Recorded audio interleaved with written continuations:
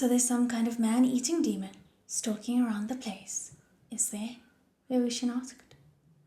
He'd heard similar stories over 1,000 times and personally exercised over 100 of these stories' subjects. They inevitably all turned out to be dull, insipid affairs. The quack's voice wildly rose and fell as he spoke. Exactly. People say that inside the mountain forest there's a man-eating fortress with man-eating monsters living inside. Any ordinary person who mistakenly breaks inside is chewed up until there aren't even little fragments of bone left. None of its victims' bodies can be found. No exceptions. Isn't that frightening? No wonder Jinling had appeared here. Since he hadn't caught the soul-eating maiden on Dafan Mountain, he must have rushed over here to investigate the monsters in Xinglu Ridge. It's terrifying, Wei Wuxian said. But if there aren't even bone fragments remaining, and none of the victims' bodies can be found either, then how do you know that they've been eaten? The quack was momentarily dumbstruck. Someone saw it, of course, he said.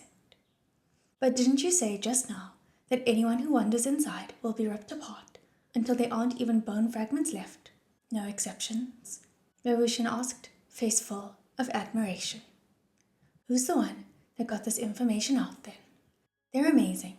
They ran into the monsters and still lived to tell the tale. The quack said, This is just how the story goes. How should I know? Wei Wuxian said, Then do you know how many people have been eaten at Xinglu Ridge in total? When were they eaten?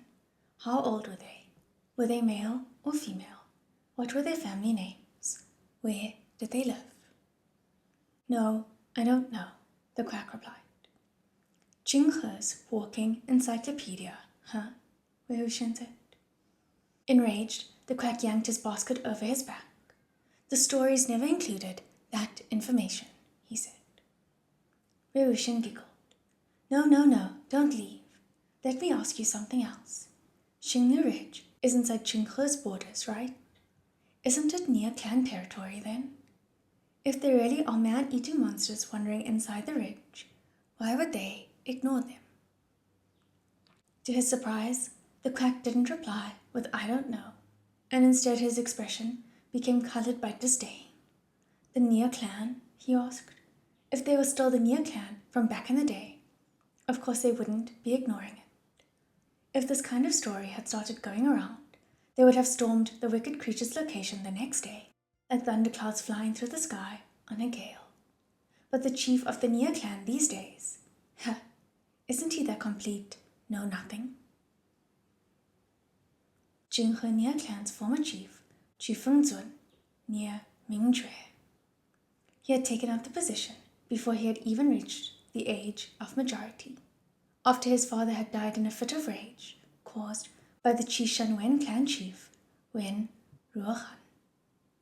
His style of leadership was upright, outspoken, and unyielding, and he, Xie Wujun, Lin Xichen, and Lian Fengzun, Jin Guangyao, were sworn brothers.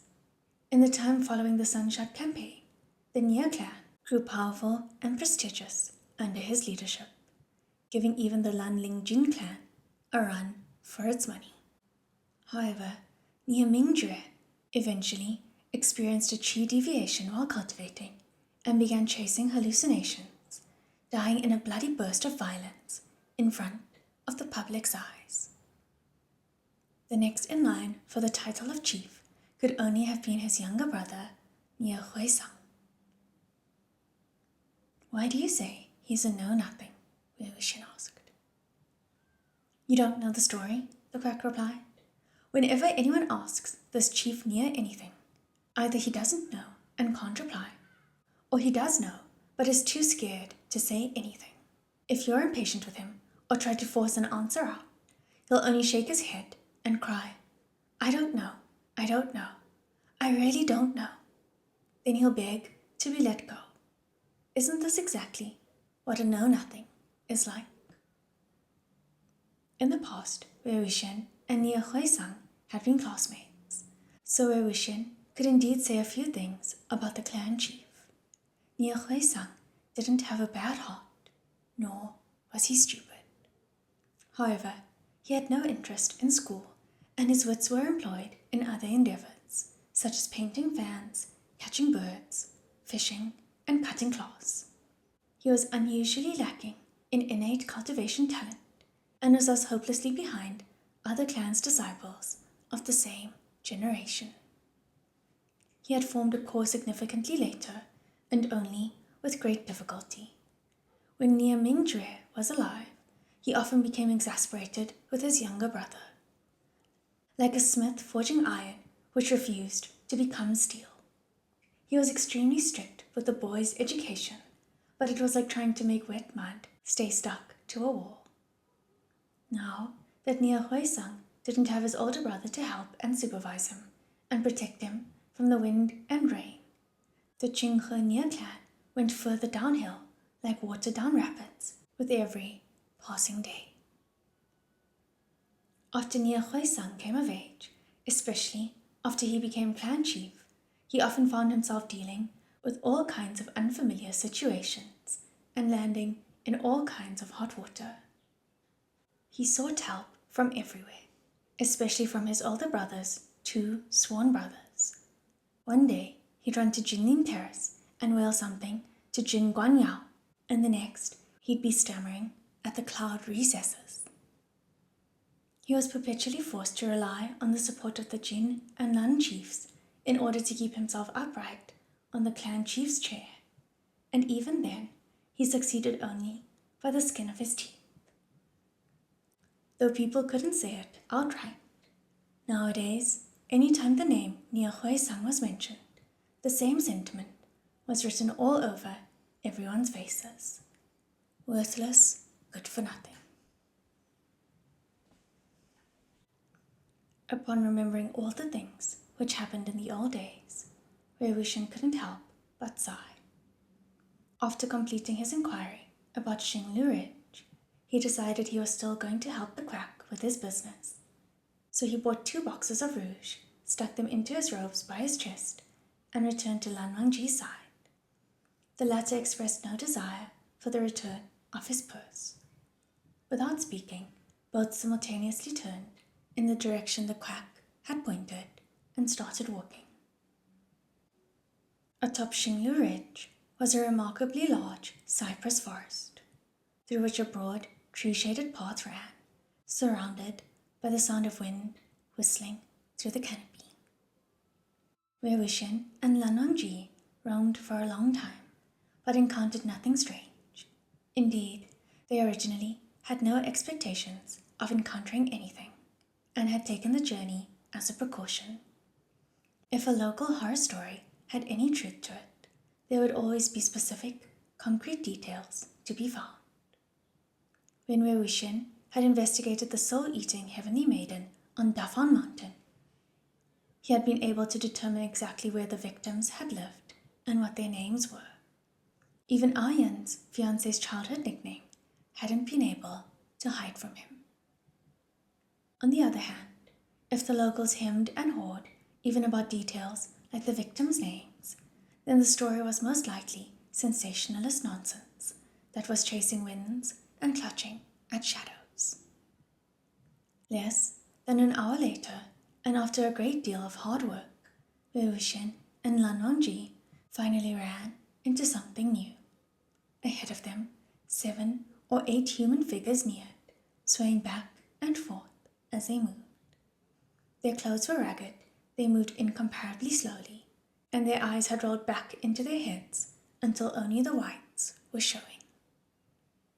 They looked as though they could easily be knocked to the ground by a gust of wind. As it turned out, this group of walking corpses were of the weakest possible type. Not only was this type of walking corpse bullied by other walking corpses, a slightly stronger than average living human could topple a whole row of them with a single kick. If these corpses encountered a slightly faster than average child, the child could put a whole street between them in the blink of an eye. Even if one captured some extremely unlucky person and sucked away a few breaths of their young energy, the victim wouldn't die. These corpses were merely ugly and stinky, not at all threatening. Thus, if a high-level cultivator encountered some while night hunting, they would just ignore the things and leave them to the juniors to deal with. They operated on the same principle as other skilled hunters. Their prey were tigers and leopards, not mice and rats. As soon as Wei Wuxian saw them approach, he knew that disaster was imminent, and so he lowered his head and hid behind Lan Wangji. Sure enough, once the walking corpses had hobbled toward the pair and were about 15 to 20 meters away, they took one glance at Wei Wuxian and experienced such a fright that they immediately turned around and retreated, their legs and feet at least 2 or 3 times more nimble than when they had come. Wei Wuxian massaged his temples, then turned. His voice sounded terror-stricken. "Oh, Han Gongjun, you're so fierce. As soon as they laid eyes on you, they became so scared, they instantly turned around and ran away," he puffed a laugh. Lan Wangji had no words of reply. Continuing to laugh, Wei Wuxian pushed him along. Move, let's climb off this ridge," he said. "It doesn't look to me like there's anything else strange going on. The people here sure are good at making up stories. They turned a few useless walking corpses into man-eating monsters that don't even spit out the bones of their victims. What man-eating fortress? There's no way this isn't just made up. What a pointless trip." Lan Wangji had to be shoved several times before he took a single step, but Wei Wuxian hadn't even caught up to him when suddenly frantic barking burst forth from somewhere distant in the forest. The color drained rapidly from Wei Wuxian's face, and in the blink of an eye, he darted behind Lan Wangji, squatting and huddling up against him, his arms clinging around the man's waist. "The sound is still far away. Why are you hiding?" Lan Wangji asked. "First I'll hide, then we'll talk. Where is it? Where is it?" Wei Wuxian said. Lan Wangji turned his ear toward the sound and listened for a short while. "The bark belongs to Jinling's spirit dog," he said. Upon hearing Jinling's name, Wei Wuxian stood, but another round of barking immediately forced him back down. "The spirit dog's barking is frenetic. It must have encountered trouble," Lan Wangji said.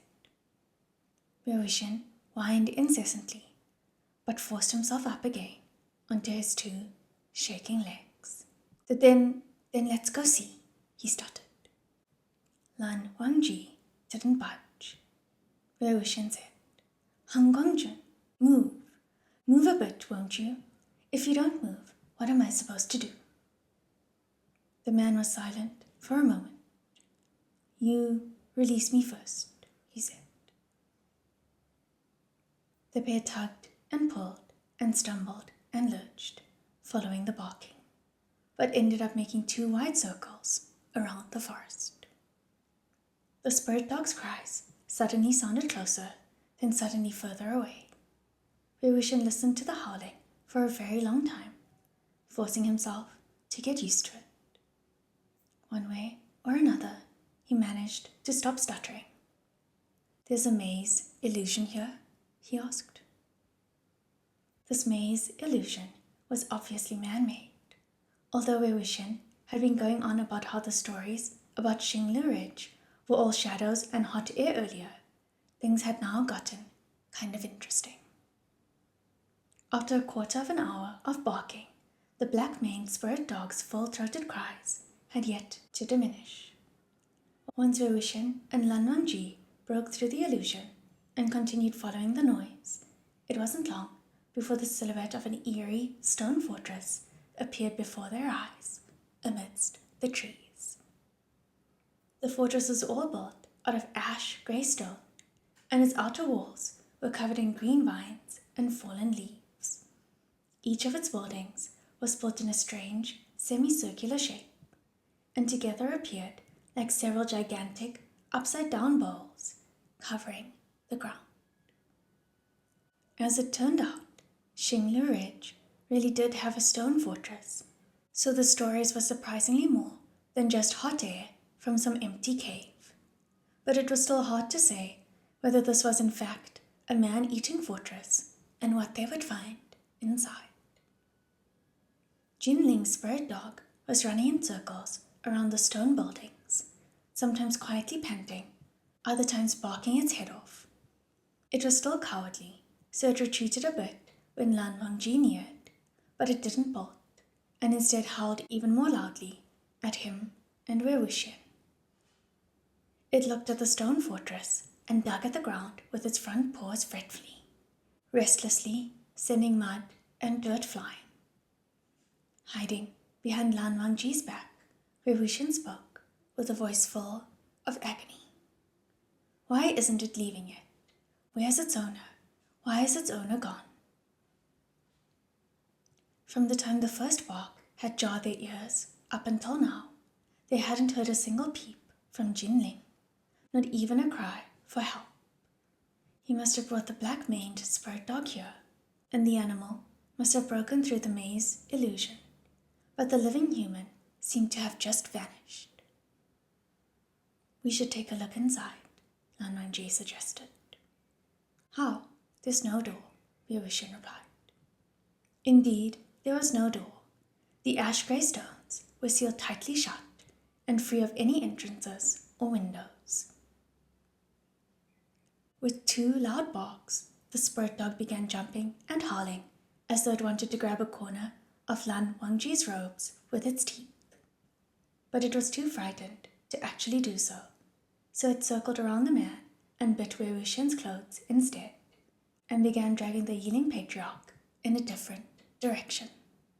Wei Wuxian's soul nearly fled through his orifices. He threw out his hands toward Lan Wangji. Lan Chan, Lan Chan, Lan Chan, he shouted. The spirit dog dragged Wei Wuxian, and Wei Wuxian dragged Lan Wangji, and thus one dog hauled 2 people halfway around to the back of the fortress, where, unexpectedly, they saw an opening roughly the height of a human being. Its shape was irregular, and broken rocks covered the ground around it, so someone had obviously used a powerful cultivation tool to blast a hole in the wall. The inside was pitch black and impossible to see clearly, but there seemed to be a dim red light emanating from somewhere within. The spirit dog loosened its mouth, let go of Wei Wuxian, and barked wildly at the interior. Then it turned toward him and Lan Wangji and wagged its tail frantically. There was no need to explain. Jinling must have forced his way into the stone fortress and run into something inside. Li Chen spontaneously unsheathed a few centimeters out of its scabbard. Its edge glowed with a halo of icy, pale blue light, penetrating the darkness and illuminating the path ahead. Lan Wangji bent over at the waist and entered first. That dog was about to drive him mad, so Wei Wuxian rushed in immediately after and almost rammed right into his friend. Holding his hand in support, Lan Wangji shook his head. It was unclear whether the gesture was meant as a criticism or was merely a sign of resignation. Looking very much as though it wanted to follow them inside, the spirit dog ran after them with all its might, but was stopped in its tracks by some unknown force. No matter how hard it tried, it couldn't break through the barrier, leaving it with no option but to sit at the entrance and wag its tail more and more frantically. Wei Wuxian was so delighted he almost began kneeling in gratitude, but he withdrew his hand and walked a few steps further in. Surrounded by the darkness, the cold blue sword light turned a chilly white. Tall trees and thick forest covered Xinglu Ridge with cool shade, but the inside of the stone fortress was even colder. Wei Wuxian wore simple, light robes, and his sleeves and collar were loose, allowing bleak wind to blow in. Plus, the spirit dog had scared a thin layer of cold sweat over his entire body. Like the flame of an extinguished candle, light at the entrance had long disappeared. The further inside where Wishen and Lan Wangji walked, the darker and more expansive the space grew. The roof of the stone fortress was dome-shaped, and when Wei Wuxian kicked some loose rocks, he could hear a faint echo. Finally, his endurance met its limit. Halting, he lifted his right hand and pressed it against his temple, frowning slightly. Lan Wangji turned back around. "What are you doing?" he asked. "It's so noisy," Wei Wuxian said. The inside of the fortress was as silent and still as the grave. In fact, it seemed exactly like a grave. But at this moment, to Wei Wuxian's ears, they were surrounded by a raucous din.